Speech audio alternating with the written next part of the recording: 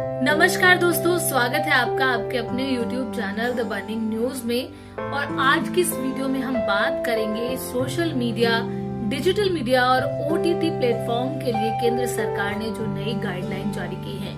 हालांकि इन गाइडलाइंस की मांग काफी लंबे समय से थी और सरकार भी नजर गड़ाई थी कि किस तरीके से सोशल मीडिया पर आपत्तिजनक कंटेंट डाले जा रहे हैं, किस तरीके से वेब सीरीज के अंदर इस तरीके की भाषा का इस्तेमाल किया जाता था या इस तरीके के सीन्स डाले जाते थे जिन्हें आप अपने परिवार के साथ बैठकर नहीं देख सकते थे।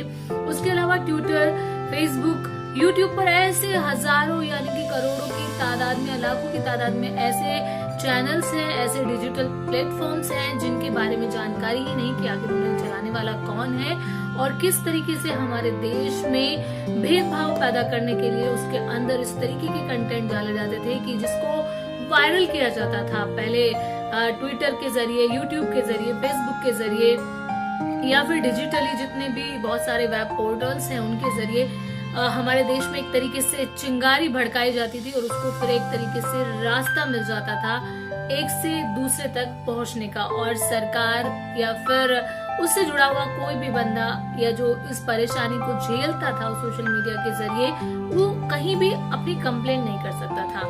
2018 में सुप्रीम कोर्ट ने भी केंद्र सरकार से कहा था कि वो जल्दी से जल्दी जो वेबसाइट है उनपे जो पोर्नोग्राफी है या चाइल्ड पोर्नोग्राफी है उनको उस कंटेंट को हटाए। तो उसकी दिशा में सरकार ने कदम बढ़ाया और ड्राफ्ट तैयार किया और उसी ड्राफ्ट को एक तरीके से लागू करने की दिशा में कदम बढ़ा दिया है। केंद्रीय मंत्री रविशंकर प्रसाद और प्रकाश जावड़ेकर ने कल साफ कर दिया है कि OTT प्लेटफॉर्म, सोशल मीडिया और डिजिटल मीडिया को कुछ कायदे कानून जो है वो फॉलो करने होंगे और उनको सख्ती से पालन करना होगा, उनको जवाबदेही तय करनी होगी। और उसी दिशा में जो गाइडलाइन जारी की गई हैं वो अब हम आपको एक एक करके इस वीडियो में आपको बताने वाले हैं। जी हाँ, केंद्र सरकार ने नई गाइडलाइन जारी कर दी है और उन गाइडलाइन का जो बेसिक है वो बेसिक यही है कि जो भी ये कंपनीज हैं, डिजिटल कंपनीज हैं या सोशल मीडिया को देखने वाली कंपनी है, उनको तय करना होगा, एक अधिकारी तय करना होगा जो तमाम कंप्लेंट्स को सुनेगा या जिनके साथ कुछ गलत हुआ है सोशल मीडिया पर या डिजिटल मीडिया पर, उनको ये तय करना होगा कि उनका निवारण किया जाए, 15 दिन के अंदर निवारण किया जाए। और देश में किस बंदे ने शरारती कंटेंट को सोशल मीडिया पर डाला है, सोशल मीडिया पे उसे वायरल करने की दिशा में कदम बढ़ाया है, वो सरकार ने साफ कर दिया है कि कंपनियों को उसके बारे में साफ साफ जानकारी देनी होगी और एक अधिकारी की नियुक्ति करनी होगी जो उन कंप्लेंट्स को 15 दिन के अंदर उनका निवारण करे। इसके अलावा महिलाओं से जुड़ी हुई आपत्तिजनक अगर कोई कंटेंट है, अगर वो सोशल मीडिया पर डाला जाता है या किसी भी डिजिटल प्लेटफॉर्म पर डाला जाता है तो उसको 24 घंटे के अंदर हटाना होगा। इसके अलावा जिस बंदे का वो ट्वीट होगा या जिस बंदे का वो कंटेंट होगा, अगर वो खुद उसको हटा रहा है तो उसको ये भी बताना होगा कि आखिर उसने पहले उसको डाला क्यों और अगर डाल दिया है तो अब उसको हटाया क्यों गया है। इसके अलावा जितनी भी वेब सीरीज हैं या OTT प्लेटफॉर्म्स हैं, Amazon प्राइम, नेटफ्लिक्स, इन सबको 5 कैटेगरी के अंदर अपना कंटेंट रेडी करना होगा और उस कंटेंट में जस्टिफाई करना होगा कि कौन सा कंटेंट किस वर्ग विशेष के लिए है। तो ये साफ साफ निर्देश दिए गए हैं और जो प्रॉब्लम सॉल्व करने का जो एक स्टाइल होगा या जो एक रूल होगा वो 3 स्टेज में होगा, जिसको 3 स्टेज के तहत क्लियर किया जाएगा और 15 दिन के अंदर वो तमाम परेशानी जो सोशल मीडिया के जरिए उठाई गई हैं उनको खत्म करना होगा। तो सबसे पहले बताते हैं आपको डिजिटल मीडिया के बारे में कौन से नियम लागू होंगे या कौन सी गाइडलाइन जारी की गई है। समाचार प्रकाशकों को भारतीय प्रेस परिषद की पत्रकारिता संबंधी संहिता के नियम और केबल टेलीविजन विनिमय नेटवर्क कानून के तहत कार्यक्रम संहिता मानना होगा। इसके अलावा डिजिटल मीडिया पोर्टल को अफवाह फैलाने के अधिकार नहीं होंगे, ऐसा करने पर सख्त कार्रवाई की जाएगी। इसके अलावा सामग्री मामले में खासकर मीडिया, OTT और डिजिटल मीडिया संबंधी चीजों को सूचना एवं प्रसारण मंत्रालय देखेगा और उसका फैसला लेगा। तो ये गाइडलाइन जो जारी की गई है वो डिजिटल मीडिया के लिए केंद्र सरकार की तरफ से जारी की गई है और अब आपको बताते हैं कि सोशल मीडिया के लिए कौन कौन सी गाइडलाइन जारी की गई हैं। तो उसमें सबसे पहली गाइडलाइन ये है कि आपत्तिजनक सामग्री की शिकायत 24 घंटे में हटनी होगी। यानी कि अगर कोई कंटेंट उसके अंदर डाला गया है सोशल मीडिया पर, तो उस कंटेंट को 24 घंटे के अंदर हटाना होगा अगर उसकी शिकायत की जाती है तो। इसके अलावा दूसरी गाइडलाइन है, हर महीने कंपनी को ये बताना होगा कि कितनी शिकायतों पर जो कंप्लेंट आई थी सोशल मीडिया के जरिए, उस पर रिलेटेड कंपनी ने कितनी शिकायतों का निवारण किया है। और तीसरी गाइडलाइन है,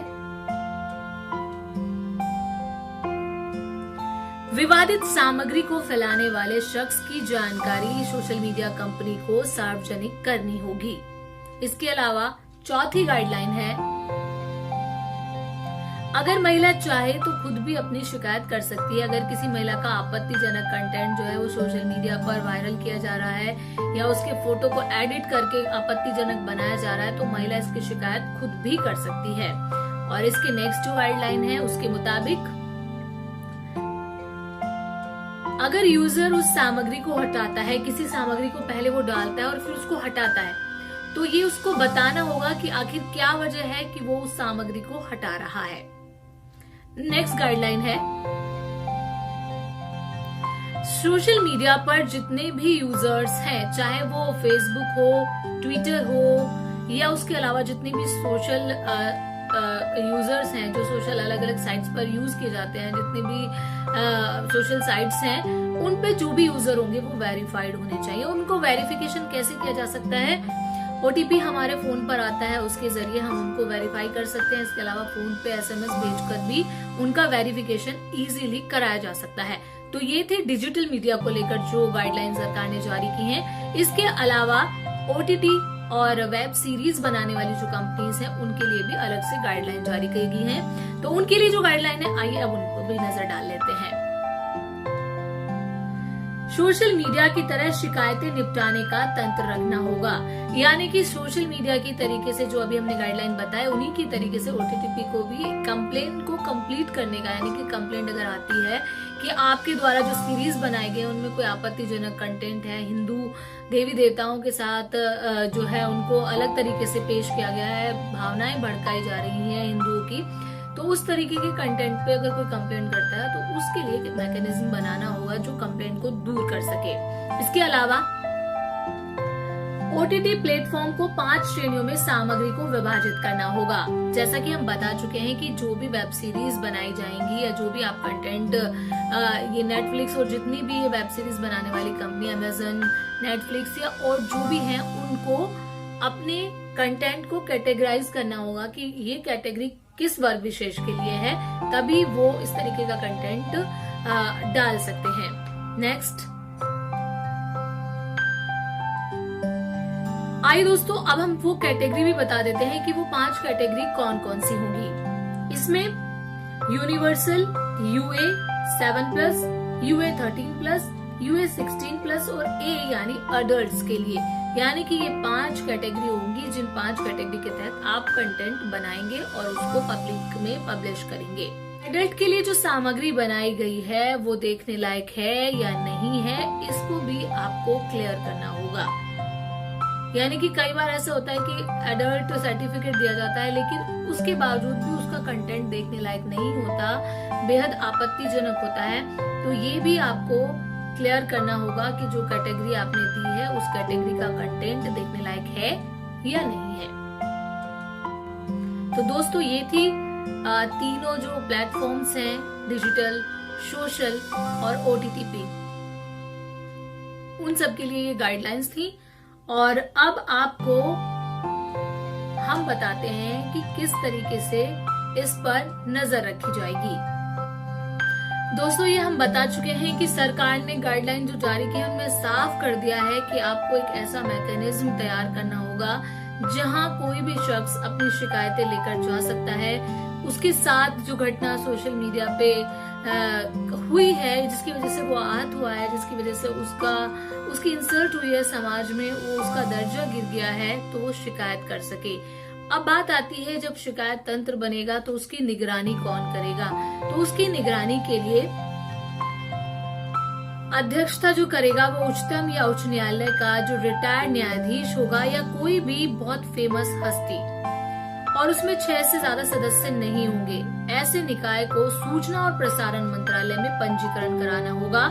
ये निकाय प्रकाशकों द्वारा आचार संहिता के अनुपालन और शिकायत निवारण पर नजर रखेगा।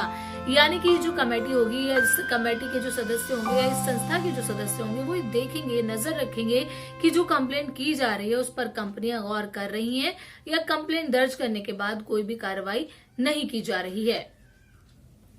इसके अलावा सूचना और प्रसारण मंत्रालय कोड ऑफ प्रैक्टिसेज समेत स्वनियामक निकायों के लिए चार्ट बनाकर उसे जारी करेगा। वो शिकायतों पर सुनवाई के अलावा अंतर विभागीय समिति स्थापित करेगा।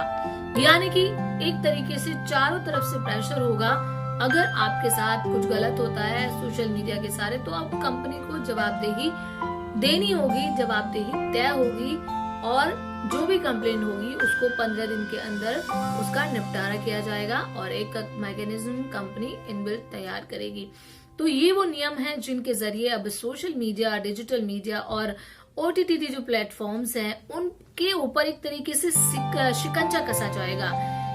जो फुहड़ता एक तरीके से सोशल मीडिया पर फैली हुई थी, सिर्फ लोगों को मनोरंजन और बोलने की और कुछ क्रिएटिव दिखाने की आजादी के नाम पर जिस तरीके से हमारे देश में एक ट्रेंड चल गया है, उस पे कहीं ना कहीं रोक लगेगी।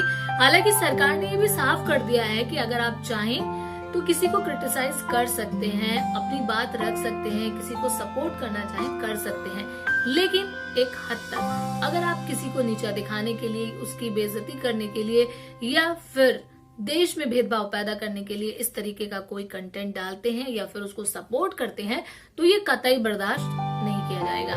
तो दोस्तों, उम्मीद करते हैं ये वीडियो आपको पसंद आई होगी और सरकार ने जो कानून बनाया है उस कानून से जुड़ी हुई जानकारी आपको जरूर पसंद आई होगी। और हाँ दोस्तों, अगले 3 महीने में ये नियम कायदे जो सरकार ने जारी किए हैं, गाइडलाइन सरकार ने साफ कर दिया कि अगले 3 महीने में उनको हम लागू कर देंगे और उसके बाद फिर आप समझ सकते हैं कि जो भी आप कंटेंट डालेंगे उसे डालने से पहले प्लीज आपको उसको डालने से पहले सोचना होगा, क्योंकि हटाने के बाद भी आपको जवाबदेही आपकी तय होगी कि आखिर आपने पहले उसे डाला क्यों और अब आप उसे हटा क्यों रहे हैं।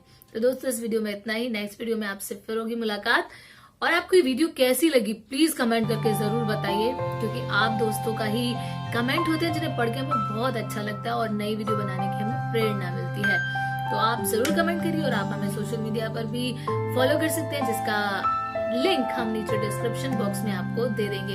तो नेक्स्ट वीडियो में आपसे होगी फिर मुलाकात।